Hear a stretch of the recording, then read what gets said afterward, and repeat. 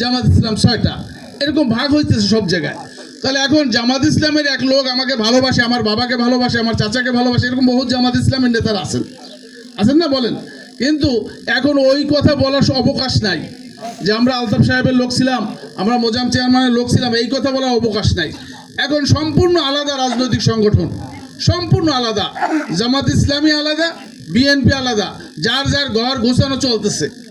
সামনে যে নির্বাচন আসতেছে সে নির্বাচনও হতে পারে জামাত ইসলামের প্রার্থী আছে দাঁড়িপাল্লা নিয়ে, আর বিএনপির প্রার্থী আছে ধানের শীষ নিয়ে। যেমন আমাদের এই অঞ্চলে আমাদের নেতা দুর্দিনের কান্ডারি, বারবার নমিনেশন প্রাপ্ত নেতা, যিনি বিএনপির এই দুর্দিনে আওয়ামী লীগের দুঃশাসনের আমলে আমাদের নেতা কর্মীদের রন্ধ্রে রন্ধ্রে খোঁজ রেখেছেন, আমাদের নেতা কর্মীদের মামলা হামলা থেকে বাঁচিয়েছেন, ঢাকার হাইকোর্ট থেকে আরম্ভ করে মোরেলগঞ্জের পর্যন্ত যিনি আমাদেরকে রক্ষা করেছেন, আমাদের সেই জননেতা কাজী খায়রুজ্জামান শিপন এককভাবে আমাদের খোঁজ নিয়েছেন। আজও উনি আমাদের পাশে আছেন।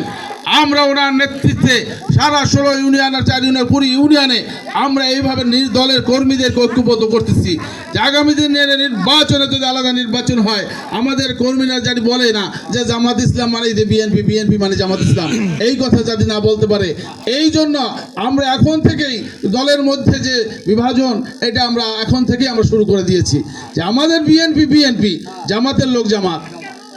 নামাজ পড়লেই জামাত হবে এমন কথা নাই, নামাজিও বিএনপি হতে পারে। বিএনপির লোক নামাজ পড়বে না, বিএনপি লোকের কবর হবে না বলেন? বিএনপির লোক মৃত্যুবরণ করবে না?